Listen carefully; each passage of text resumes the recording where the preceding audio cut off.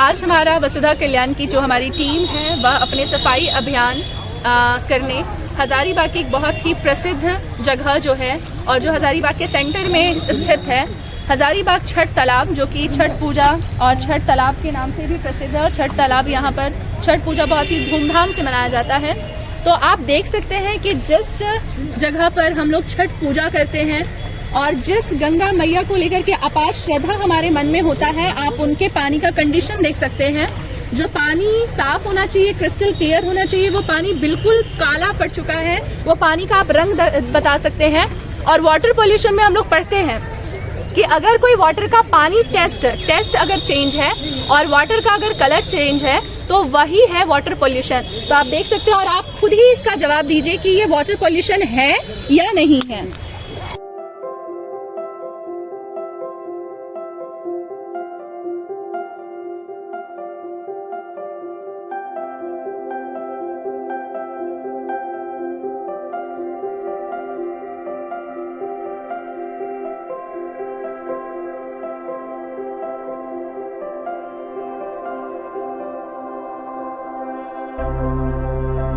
हमारे इस सफाई अभियान में हमसे यहाँ पर बैठी हुई हमारी एक दादी अम्मा मिली, जिनका सोच ये बताता है कि सोच के लिए मन का साफ। अभी अगर हम लोग बात करें तो प्रदूषण के बारे में बात करते हैं और सबसे बड़ी प्रदूषण है मानसिक प्रदूषण।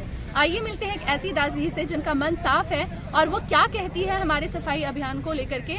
आइए जानते हैं। तो कैसा लग रहा है यहाँ पर जो बच्चे काम कर रहे हैं? काम कर रहे अच्छा लग रहा है, लेकिन सब दिन नहीं रहेगा। यहाँ सामने मंदिर है, जा रहे हैं, खोंगा लिया, फूल लिया, डाल दिया, अगल बगल को डाल दिया, गंगा मैया में बहाने जा रहे हैं, वो तो खराब हो भी करेगा। उस पर दबाव करो, उस पर रोको आप लोग। बिल्कुल बिल्कुल, इसी में साफ रहेगा पानी, ना तो फिर नहीं रहेगी गंगा मैया। कचरा जो है ऐसा कचरा रहेगा। तो जो भी व्यूवर देख रहे हैं, अगर आपको लगता है कि आप इस क्षेत्र में आप जो है वो हमारी बात या हमारी इस सोच को उन लोगों तक पहुंचा सकते हैं जो इस काम को करने में, लोगों का यहाँ पर चीज़ों को साफ मेंटेन करने में और लोगों को ये चीज़ का ध्यान रखें कि कहाँ पर क्या फेंकना है, अगर हमारी बात आप उन तक पहुँचा सकते हैं तो ज़रूर पहुँचाएँ, ताकि इस जगह की सुंदरता को हम बनाए रखें। ये छठ तालाब है जो हज़ारीबाग की गरिमा है, जो गर्व है। इसकी सफाई जब अच्छे से होगी तभी ये सुंदरता जो है वो आगे भी हमें मिलती रहेगी। नमस्कार। तो जैसा कि आप सभी को पता है, हम लोग अक्सर सुनते आए हैं कि कहा जाता है कि कर्मा रिटर्न्स होता है। ठीक है, हम लोग जैसा करेंगे वैसा ही पाएंगे। आप देख सकते हैं छठ तालाब में बच्चे लोग यहाँ पर आए हुए हैं मछली पकड़ने के लिए। ठीक है, और मछली मैं आपको बताना चाहता हूँ कि आज प्लास्टिक एक बहुत बड़ी वैश्विक समस्या बन चुकी है। प्लास्टिक हर जगह पाया जा रहा है।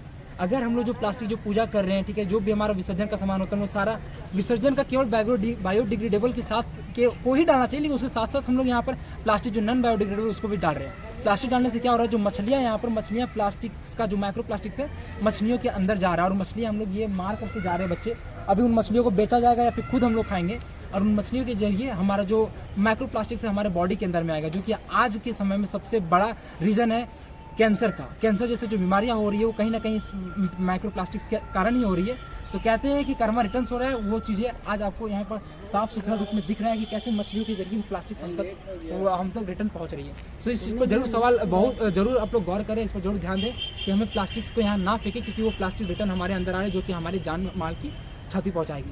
धन्यवाद। कि जो पूजा पाठ करते हैं वो प्लास्टिक कम से कम नदी तालाब में ना फेंके, प्लास्टिक को अलग कर दे और पूजा जो सामग्री जो पानी में डिजोल्व हो सके सिर्फ वही चीज़ डालें। और प्लास्टिक को फिर से बोल दे रहा हूँ कि वापस बाहर नहीं फेंकना।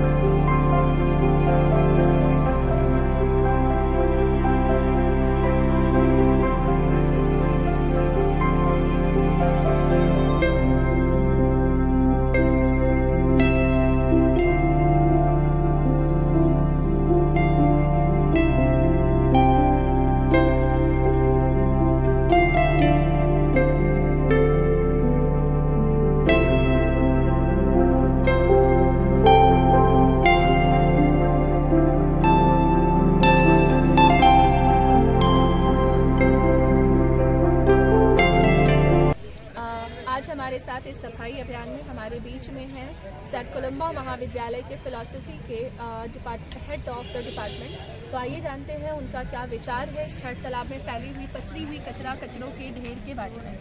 सर जी हाँ, आकर हजारीबाग का अत्यंत प्रतिष्ठित, जिसका ऐतिहासिक और धार्मिक महत्व रहा है हजारीबाग के इतिहास में, ऐसे छठ तालाब के प्रांगण में यहाँ कचरा और गंदगी को देखकर बहुत ही दुख का अनुभव हो रहा है।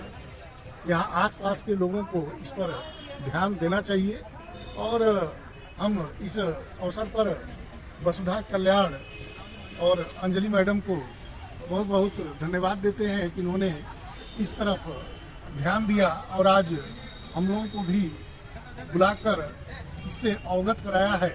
और यह कार्य आसपास के लोगों के द्वारा नियमित श्रमदान के माध्यम से भी होना चाहिए और नगर निगम और प्रशासन को भी इस पर ध्यान देना चाहिए।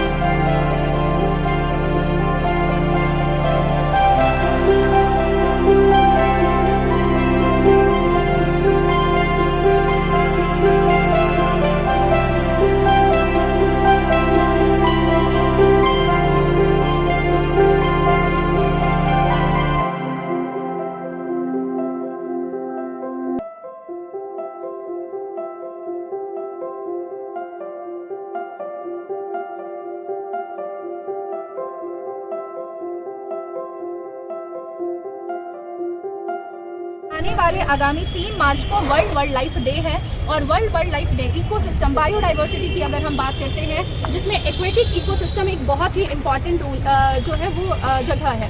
अगर हम लोग बात करते हैं वाटर इकोसिस्टम की, वाटर एक्वेटिक सिस्टम की, तो हम लोगों को ये पता है कि कहा जाता है कि जीवन वाटर पानी से ही शुरू हुई है। तो यहाँ पर हमारा सोच है कि हम तालाबों की सफाई करें, क्योंकि अगर एक्वेटिक जीव जंतु रहते हैं तो हमें उनका भी जो है वो ध्यान रखना चाहिए। आज हमारे सफाई अभियान में, जो कि छठ तालाब हजारीबाग में था, जो कि एक हजारीबाग का बहुत ही प्रसिद्ध जगह है, स्थल है, और यह एक पूजा स्थल भी है। लोग यहाँ पर बहुत ही श्रद्धा के साथ आते हैं और आप जब यहाँ पर आते हैं तो यहाँ पर छठ तालाब है, जो कि छठ तालाब में लोग आकर के विसर्जित भी करते हैं। हमारे इस अभियान के दौरान हमें यहाँ से प्राप्त हुआ है इतनी सारी मूर्तियाँ, और ये सारी मूर्तियाँ प्लास्टर ऑफ पेरिस से बनी हुई है। और आपको बता दें कि ये प्लास्टर ऑफ पेरिस जो पानी में अगर हम विसर्जित करते हैं तो ना ही ये मिट्टी है जो घुलने वाली है, और ये अगर घुलेगी नहीं तो प्लास्टर ऑफ पेरिस कोई भी जगह पर वह ऑक्सीजन का जो लेवल है उसको रिड्यूस करती है। अगर ऑक्सीजन लेवल कम होगा तो आप खुद ही सोच सकते हैं कि इसका परिणाम जल में रहने वाले जीव जंतुओं पर क्या पड़ेगा। तो आप खुद सोचिए कि हम किस तरीके से लॉस कर रहे हैं इकोसिस्टम, वाटर इकोसिस्टम और एक्वेटिक इकोसिस्टम का। तो आप सभी ध्यान दें और कृपया हमारा रिक्वेस्ट को आप ज़रूर, हमारी अपील को ज़रूर सुने कि आप जब कभी भी पूजा करते हैं तो आप मिट्टी के ही चीज़ों का इस्तेमाल करें, मिट्टी से बनी हुई ही मूर्तियों का इस्तेमाल करें। धन्यवाद। जिस धरती, नदी, तालाबों को हम माता मानते हैं, उनकी ममता के बदले हम उन्हें क्या दे रहे हैं? गंदगी, जो ना हमारे लिए ठीक है ना हमारे पर्यावरण के लिए ठीक है।